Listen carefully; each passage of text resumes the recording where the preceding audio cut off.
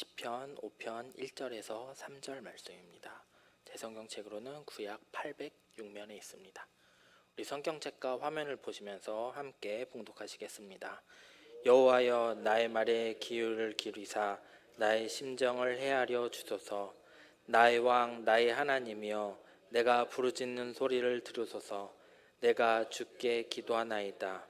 여호와여, 아침에 주께서 나의 소리를 들으시니 아침에 내가 주께 기도하고 바라리이다. 아멘. 오늘 말씀 제목은 기도합시다 라는 말씀의 제목으로 여러분과 함께 말씀을 나누길 소원합니다. 기도는 우리의 호흡이라고 많이 이야기를 들었을 것입니다. 우리가 정말 데살로니가 5장 17절 말씀에도 나와 있듯이 쉬지 말고 기도해야 하는 우리의 삶, 그리고 사명감이 있죠. 그래서 기도를 통하여 우리는 하나님과 끊임없이 대화를 해야 합니다. 또한 요한계시록 5장 8절을 보면 성도들의 기도는 하나님의 보좌 앞에 향이라고 이야기를 합니다. 우리의 기도가 하나님 앞에 온전히 올려지는 것이죠. 그러면 우리의 삶 가운데 이렇게 기도하고 하나님의 말씀을 따라 살아가려고 발버둥치는 이 삶 가운데 우리는 조금 더 구체적으로 어떻게 기도하면 좋을지 오늘 말씀을 통해서 함께 나누고자 합니다. 오늘 우리가 읽은 말씀은 다윗의 시편입니다. 다윗은 참 많은 시편을 남겼습니다. 그도 그런 것이 그는 아마 감수성이 풍부한 사람이었던 것 같습니다. 그래서 그는 자신의 상황과 여건을 항상 되돌아보면서 또한 여러 시간이 지난 다음에 그는 시편을 작성을 했습니다. 오늘 우리가 읽은 시편은 예배 가운데 사용되는 노래로도 알려져 있습니다. 이것은 영장악 관현악으로 맞춘 노래라고 하는데요. 이 영장이라는 말은 성전의 성가대를 관장하는 대장을 이야기합니다. 곧 성가대장의 지휘자에 의해서 이 시편 노래를 하면서 예배를 드린 예배의 본문 말씀이기도 합니다. 그런데 시편 5절 말씀, 이 말씀을 살펴보면 아침에 일어나 몸을 가다듬고 기도하였던 것 같다라고 이야기를 합니다. 본문 3절에 보면 여호와여, 아침에 주께서 나의 소리를 들으시니 아침에 내가 주께 기도하고 바라리이다 라고 되어 있습니다.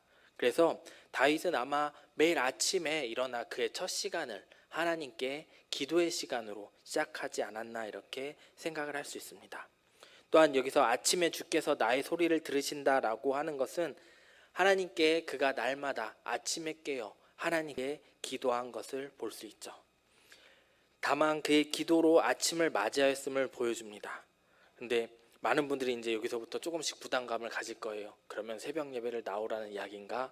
네, 그게 아니라 다윗은 그때 하나님을 만나는 가장 좋은 시간, 하나님 앞에 자기가 기도하고 하나님의 음성을 가장 듣기 좋았던 시간이 아침이었던 것 같습니다.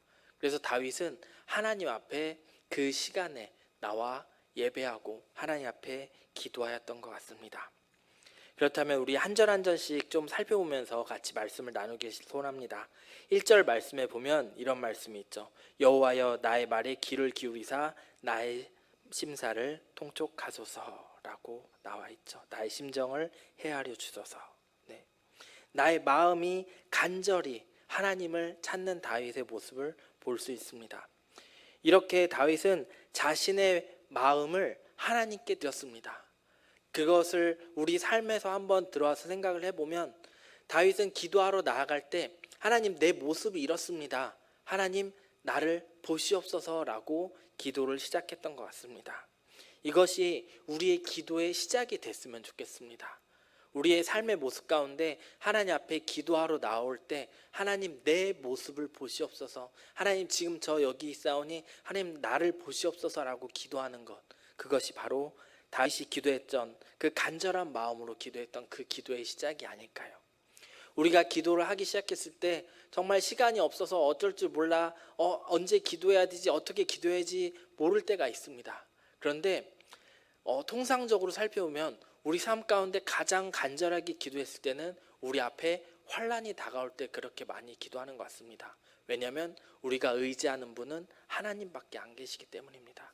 그래서 다윗은 그 하나님 앞에 나와 간절히 기도한 것입니다.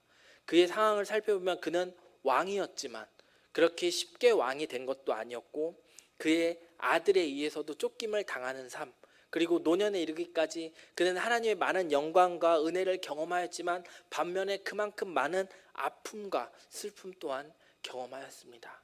이것이 다윗의 삶이었죠. 그래서 다윗은 그 아픔과 슬픔을 하나님 앞에 하나님 저 어떻게 합니까? 라는 그 간절한 마음으로 하나님 제 기도를 들어주시옵소서라고 간절한 마음으로 나와서 하나님 앞에 기도한 것 같습니다. 사랑하는 여러분, 우리가 정말 하나님 앞에 기도할 때 하나님께서 들어주실 거라는 그 간절함을 가지고 기도할 수 있길 바랍니다. 하나님, 오늘도 내 삶 가운데 하나님, 내가 하나님 앞에 나아갑니다. 저의 지금 이 모습 이대로 받아주시고 하나님 나에게 은혜를 베풀어 주시옵소서라고 기도하며 나아갈 수 있는 저와 여러분이 되길 바랍니다. 두 번째는 우리 2절 말씀입니다. 2절 말씀에 보면 나의 왕 나의 하나님이여 라고 시작하고 있습니다. 다윗이 기도하고 있는 존재에 대해서 다윗은 정확히 알고 있었습니다. 다윗은 왕이었음에도 불구하고 하나님에 대해서 왕이라는 표현을 합니다. 네, 한 나라의 왕이 아니라 온 우주에 온 만물을 다스리는 그 왕으로 다윗은 표현을 했습니다. 이 하나님께 다윗이 기도하며 자신의 마음을 고백을 합니다. 아마 다윗은 이런 마음으로 고백을 했을 것 같습니다.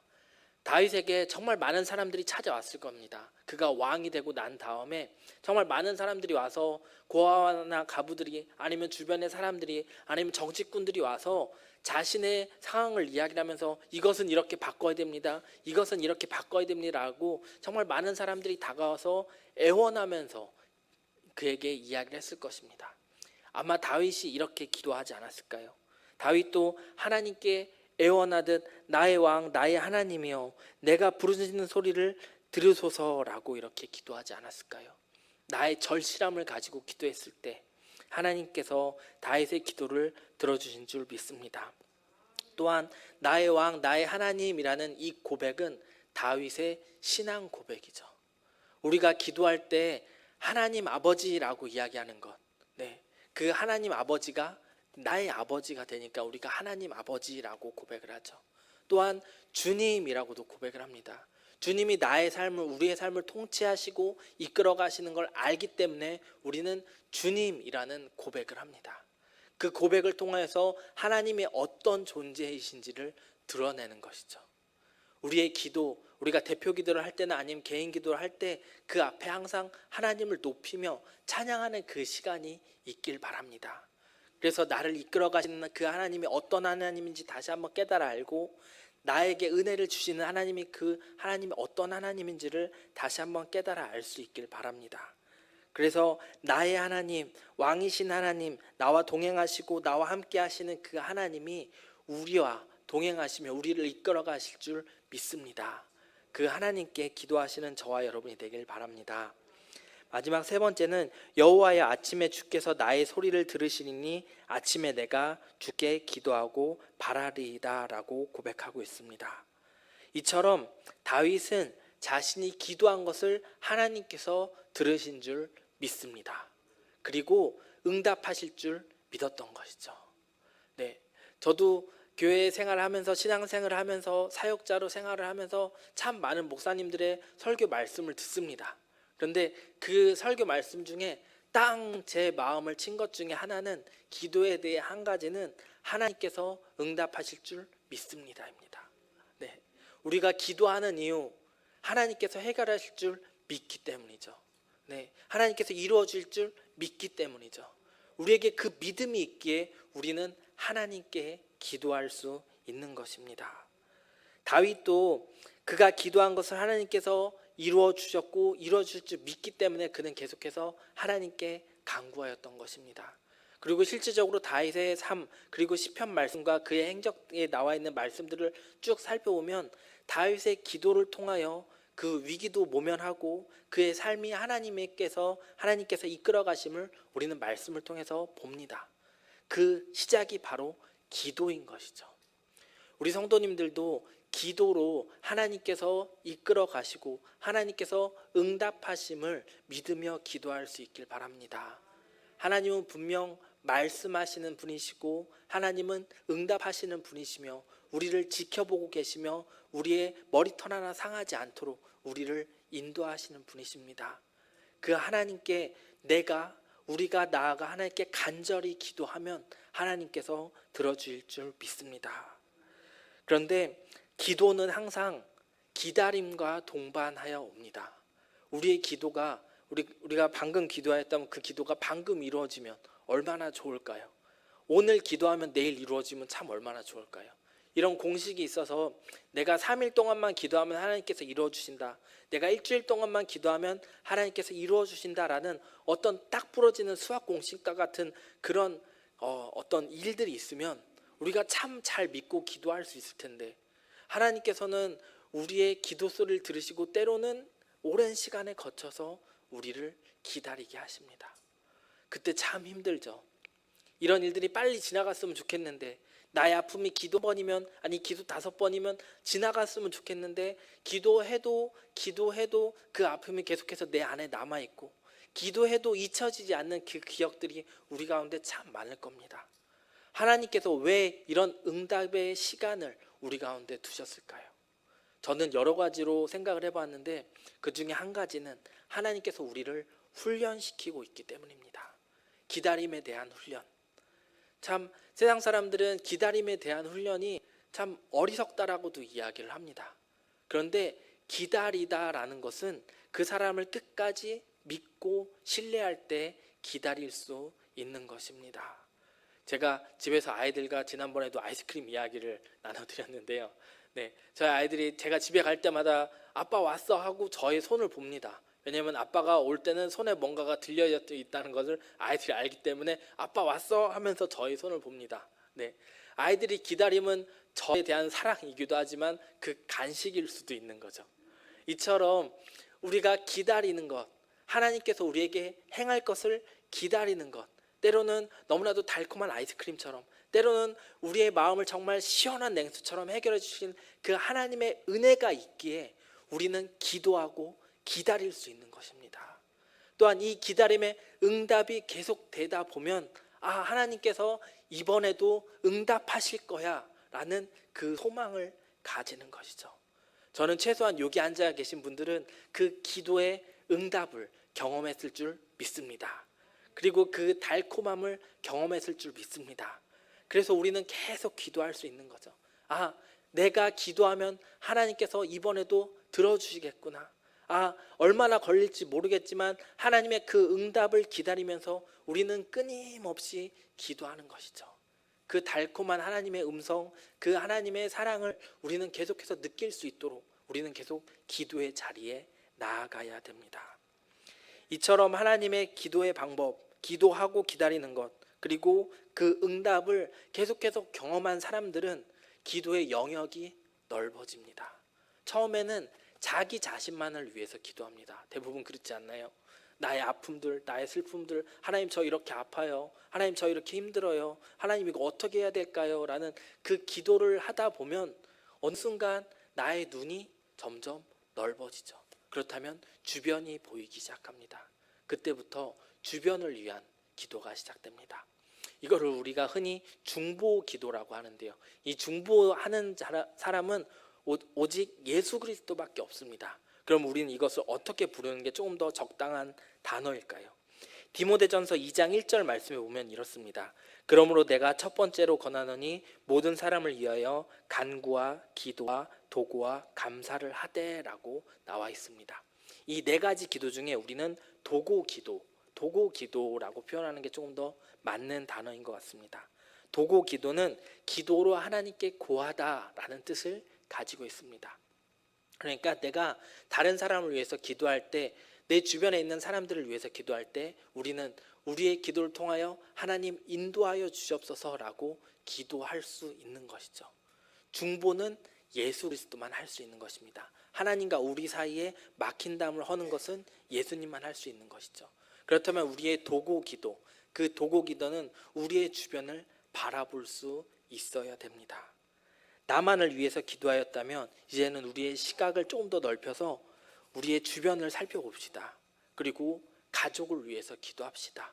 아직 믿지 않는 가족들이 있다면 그들을 위해 끊임없이 복음 안에 들어올 수 있도록 끝까지 붙잡고 기도합시다. 그리고 가정 가운데 자녀들을 위해서 축복하며 기도할 수 있었으면 좋겠습니다. 제가 말씀을 준비하면서 내가 아이들을 위해 정말 축복하며 기도하고 있는지 생각을 해봤습니다.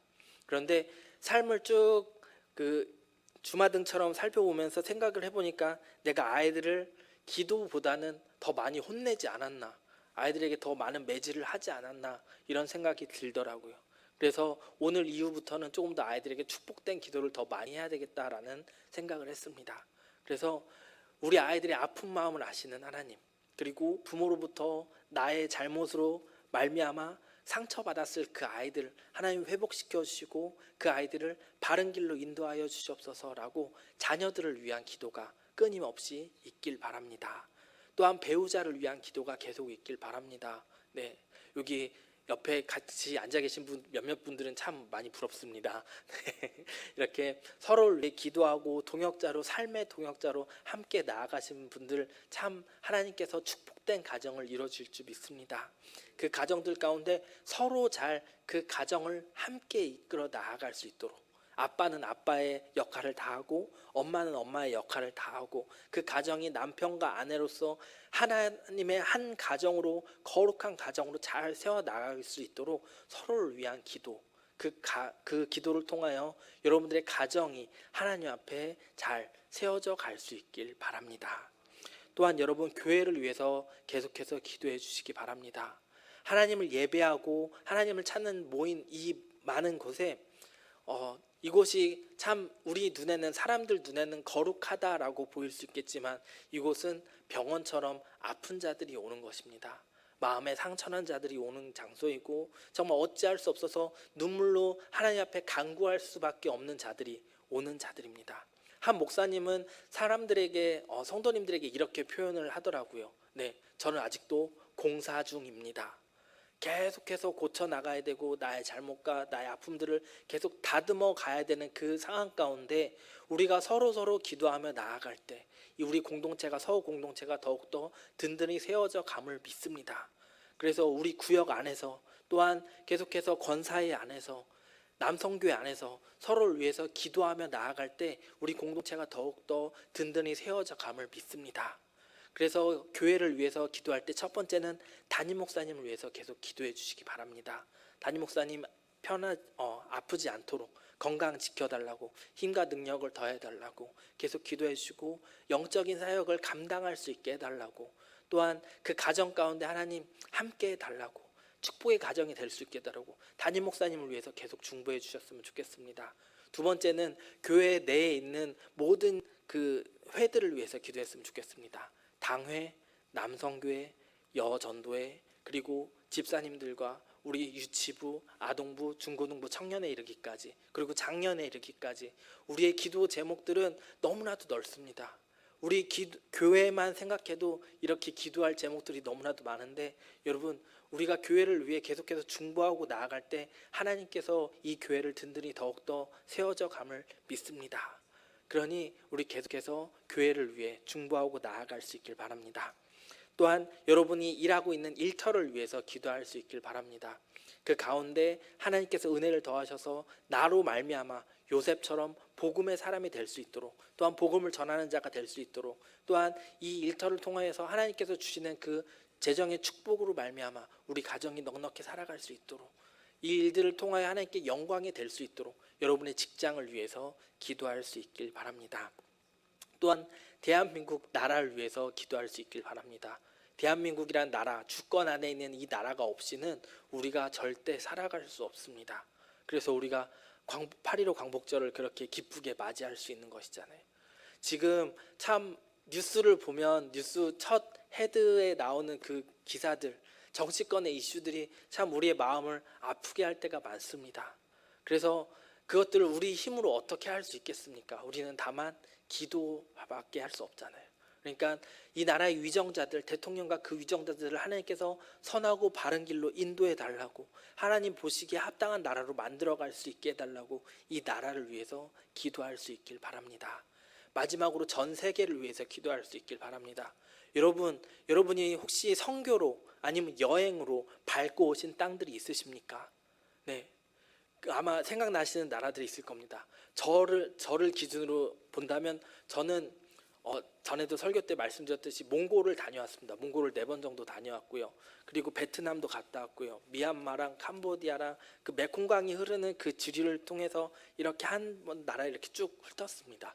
그리고 뉴질랜드에서도 살았고 미국에서도 살았습니다. 이런 경험들이 저에게는 있습니다. 그래서 중보기도를 깊이 하다 보면 그곳에서 만난 사람들, 그 땅을 위해서 계속해서 중보를 하게 되죠. 이렇게 내가 경험하고 내가 만난 사람들을 위해서 계속해서 기도를 하다 보면 우리 기도의 영역들은 점점 더 넓어질 것입니다. 말씀을 정리합니다. 다윗이 자신의 아픔을 위해서 기도했지만 결국 그가 기도한 것은 이스라엘 나라를 위한 기도였고 그가 왕이 되어서 이끌었던 하나님의 바른 통치를 위한 기도였습니다. 이처럼 우리가 기도를 통하여 하나님의 땅을 점점점 넓혀 나갈 수 있길 바랍니다. 여러분이 서 있는 곳, 그것이 기도의 자리이며 기도의 처소이며 여러분이 바라보는 그 기도 제목들을 가지고 기도할 때 하나님께서 응답하실 줄 믿습니다. 그 믿음 가지고 기도하며 나아가시는 저와 여러분 되길 주님의 이름으로 권면합니다.